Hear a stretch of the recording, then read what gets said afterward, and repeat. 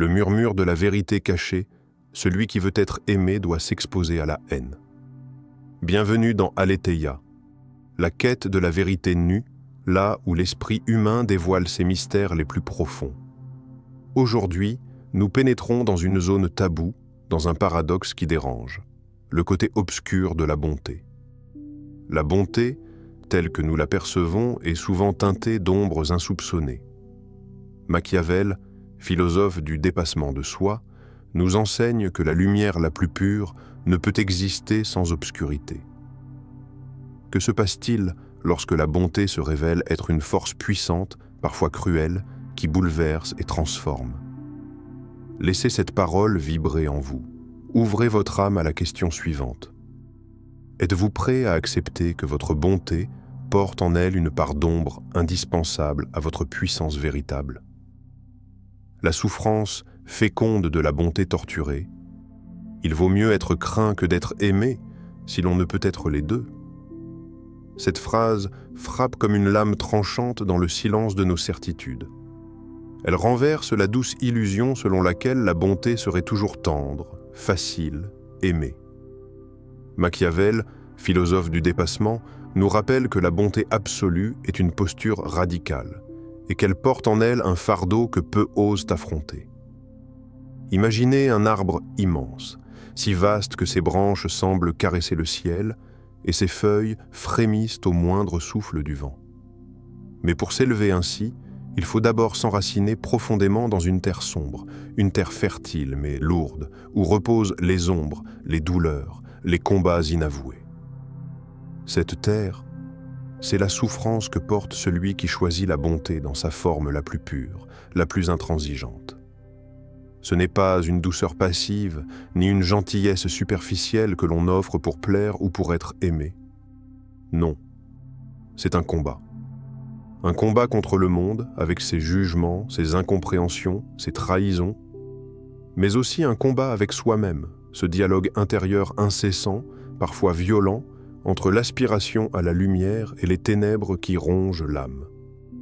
Celui qui porte cette bonté radicale s'expose à la solitude, parce qu'il refuse de s'abaisser à la médiocrité, parce qu'il ne veut pas trahir ses valeurs, il dérange. Il est regardé avec méfiance, parfois rejeté. Il fait peur, non pas par sa violence, mais par la lucidité brûlante qui l'habite. La bonté qui ne transige pas devient cette force souveraine que Machiavel célèbre, mais cette souveraineté s'obtient au prix de la souffrance. Et pourtant, cette souffrance est féconde. Elle est la matrice d'une transformation intérieure profonde, d'une métamorphose de l'âme. Car comme l'arbre ne peut grandir sans puiser dans la terre obscure, la bonté souveraine ne peut s'épanouir sans traverser le feu du doute, de la douleur, de la remise en question. C'est cette individuation radicale, ce terme puissant que Machiavel aurait sans doute approuvé, qui forge l'être dans sa vérité la plus nue, loin des masques sociaux. La bonté torturée ne se contente pas d'aimer, elle impose un ordre nouveau en soi et dans le monde. Elle dit non à la compromission, elle refuse la facilité du consensus mou. Elle porte la marque d'une liberté absolue, la liberté d'être soi-même, même si cela signifie être craint, même si cela signifie s'éloigner de l'approbation. Peut-être ressentez-vous, en ce moment, ce tiraillement intérieur, cette voix qui murmure que la bonté n'est pas qu'un doux cadeau, mais une lourde responsabilité, une arme à double tranchant. Cette voix, c'est votre âme qui vous interroge. Elle vous demande, sans détour, avec une rigueur sans appel, quel prix êtes-vous prêt à payer pour que votre bonté soit aussi votre force souveraine? La réponse ne peut être donnée qu'au plus profond de vous-même, dans ce dialogue silencieux où la lumière se mêle à l'ombre. Êtes-vous prêt à accepter la solitude, l'incompréhension, la douleur qui accompagne cette voie? Ou choisirez-vous la facilité d'une bonté édulcorée, de surface, toujours soumise au regard des autres? Car sachez-le, la bonté véritable n'est pas toujours aimée ni même comprise. Elle est parfois crainte, rejetée, mais elle est toujours respectée car elle éveille la grandeur et la puissance intérieure. Dans cette souffrance féconde, vous trouverez non pas la faiblesse, mais la force la plus authentique. la force qui vous libère des chaînes invisibles du conformisme et vous ouvre le chemin vers une souveraineté d'être. Prenez un instant. Imaginez-vous cet arbre majestueux, debout dans la tempête, résistant au vent, enraciné dans la nuit. Vous êtes cet arbre. Et la terre qui vous nourrit est cette souffrance choisie, cette souffrance féconde qui porte la promesse d'une lumière incomparable. Êtes-vous prêt à plonger vos racines dans cette terre sombre? Êtes-vous prêt à laisser la douleur vous transformer, à traverser la nuit intérieure pour éclore dans un jour nouveau? Cette question est votre première épreuve. Elle est aussi votre première invitation. Une invitation à quitter la surface et à descendre dans les profondeurs où s'éveille la vraie bonté, celle qui fait peur, celle qui impose, celle qui transforme. Le chaos créateur au cœur de la volonté. Le prince sage doit savoir entrer dans le mal quand la nécessité l'exige. Machiavel ne se contente pas d'un idéal moral lisse et consensuel. Son époque est celle du chaos politique, celle où les structures sociales s'effondrent, où les règles établies volent en éclats, où la morale publique vacille devant les exigences brutales du pouvoir. Il vit au cœur d'une tempête où tout semble basculer, et c'est précisément dans cette tourmente qu'il puise sa leçon la plus décisive. La vraie puissance ne réside pas dans la pureté rigide, dans la bonté qui refuse de se salir, mais dans l'audace de traverser les contradictions, d'embrasser ce qui fait peur, ce que la société condamne. Le chaos créateur, c'est ce feu intérieur, incandescent, qui consume les anciennes certitudes, qui brûle les formes figées et prépare la naissance d'un nouveau soi. Ce n'est pas un simple désordre passif, mais une forge intense où la volonté se trempe dans les flammes de l'expérience. Il faut oser. Oser descendre dans la fange, oser prendre les décisions difficiles, oser accepter que parfois le mal apparent est un passage obligé vers un bien plus grand, vers une bonté souveraine. La bonté qui ne sait pas se salir les mains, qui fuit l'ombre au nom d'un idéal abstrait, est une bonté morte-née, une bonté d'opéra, une façade sans substance. Elle est prisonnière des attentes sociales, esclave des jugements. Au contraire, la bonté authentique se construit dans l'épreuve, dans le chaos, dans la nécessité de faire face à ce qui dérange, à ce qui blesse, à ce qui contraint. Ce passage par le mal apparent est la matrice où la volonté de puissance, la vraie, s'éveille et s'affirme. Pensez à ceux qui ont transformé leur vie ou leur destin.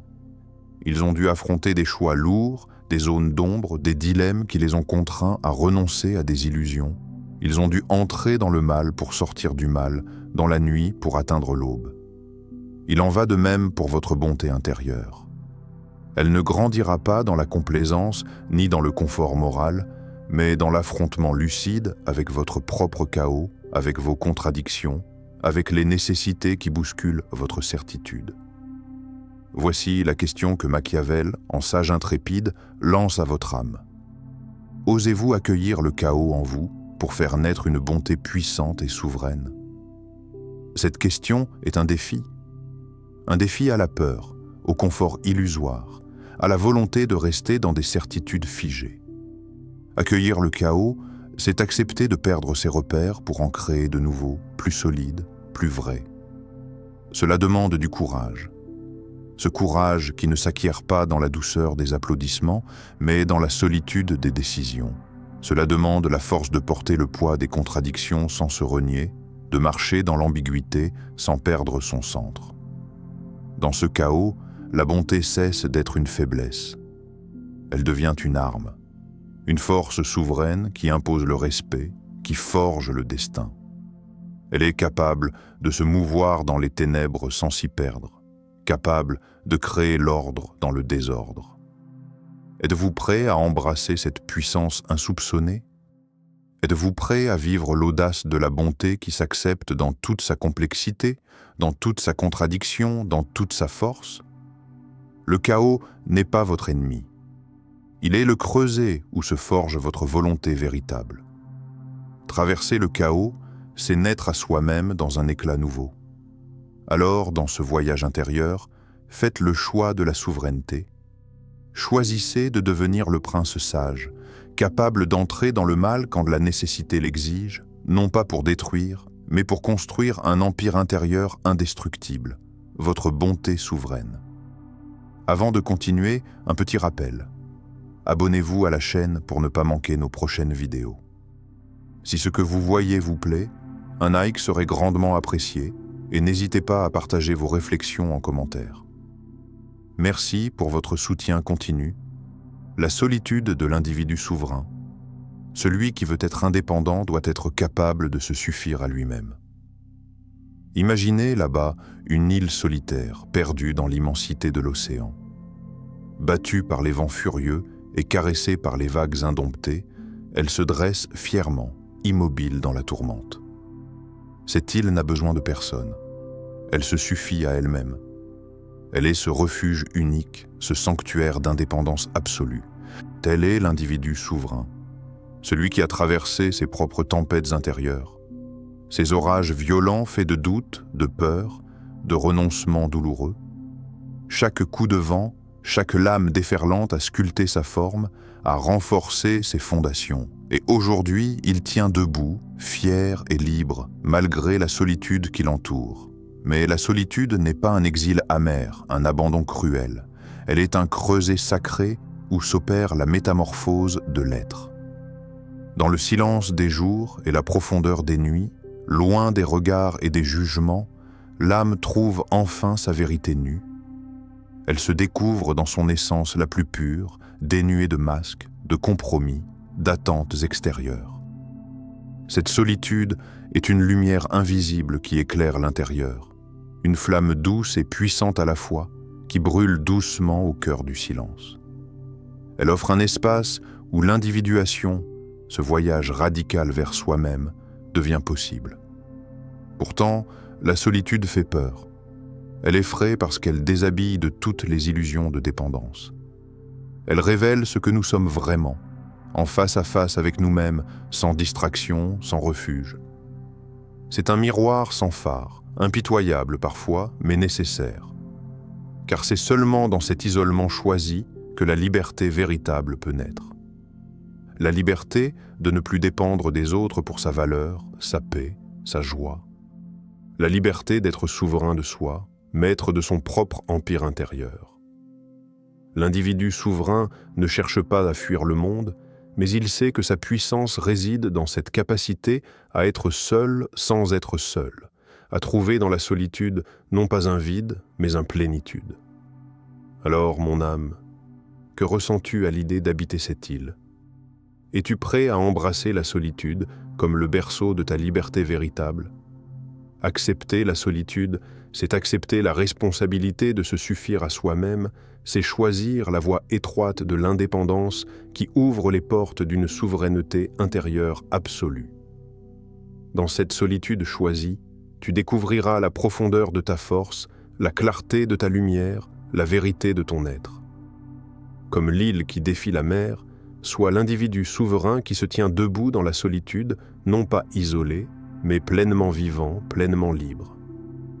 L'éternel retour et l'affirmation de soi, l'homme ne peut se perdre que s'il renonce à son propre vouloir. Observe le cycle immuable. Le jour qui s'efface pour laisser place à la nuit, puis la nuit qui cède doucement au réveil du soleil. La naissance suit la mort, la chute annonce la renaissance. Ce flux incessant, cette danse perpétuelle, c'est l'éternel retour à un cycle que Machiavel invite à contempler non comme une fatalité, mais comme une chance inouïe, celle de renaître chaque jour, de se réinventer sans cesse. La bonté souveraine n'est pas un état statique, figé dans une posture idéale. Elle est mouvement, lutte, bataille permanente entre l'ombre et la lumière qui cohabitent en nous. Elle est ce va-et-vient incessant où l'on trébuche, où l'on doute, où l'on se remet debout encore et encore. Chaque chute est une leçon, chaque échec une invitation à plus de lucidité. Dans cette oscillation, la volonté s'affirme, se renforce. Elle devient la flamme qui refuse de s'éteindre, même sous les vents contraires du passé et les peurs de l'avenir. Mais cette affirmation de soi demande un engagement radical. Ne pas renoncer à son vouloir, même quand tout semble nous pousser à l'abandon, à la capitulation. C'est là que réside la vraie force, dans cette persistance à dire oui à sa propre vie, oui à ses désirs profonds, même dans la douleur et la confusion. Alors demande-toi, comment affirmes-tu ta volonté chaque jour, malgré le poids du passé qui te retient, malgré la peur de l'avenir qui t'effraie? C'est une question qui interroge la racine même de ta liberté intérieure. Es-tu prêt à te lever chaque matin, encore et encore, avec cette même force, cette même détermination? Es-tu prêt à danser avec tes ombres et à faire de ta chute un pas vers ta grandeur? La vie, dans son éternel retour, t'offre une scène infinie où jouer ton rôle d'individu souverain. Elle te propose cette opportunité unique, celle de devenir l'acteur principal de ta propre histoire, celui qui refuse de se perdre en renonçant à son vouloir. Dans cette lutte vivante, la bonté souveraine s'épanouit pleinement, non pas dans la perfection, mais dans l'authenticité de l'effort, dans la beauté du combat intérieur. Sois donc ce danseur infatigable, ce guerrier lucide qui embrasse le cycle, la chute, la renaissance, et fait de chaque instant une affirmation renouvelée de soi. Le côté obscur de la bonté n'est ni une faiblesse ni une faute, c'est une puissance cachée, un feu intérieur qui forge l'individu souverain. Machiavel nous invite à embrasser cette vérité dérangeante pour sortir de l'illusion et entrer dans la liberté authentique. Votre âme entend cet appel, ce murmure venu des profondeurs. Serez-vous ce souverain qui se réinvente dans la lumière et l'ombre, dans le chaos et la paix, dans la souffrance féconde et la liberté absolue?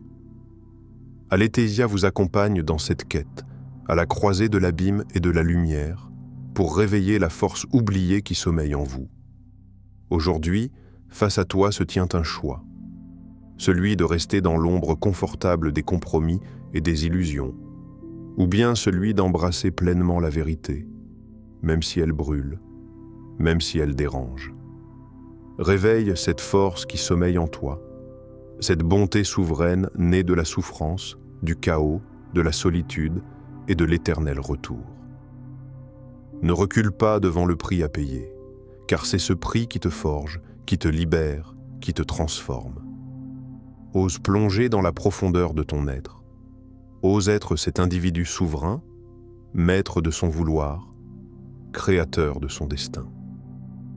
Laisse Aletheia être cette voix intérieure qui t'accompagne dans ce chemin d'éveil, ce guide lumineux dans l'abîme de ta transformation.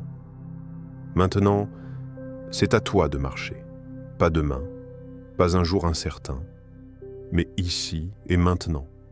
Es-tu prêt à devenir le souverain de ta vie? Le pouvoir est en toi, réveille-le.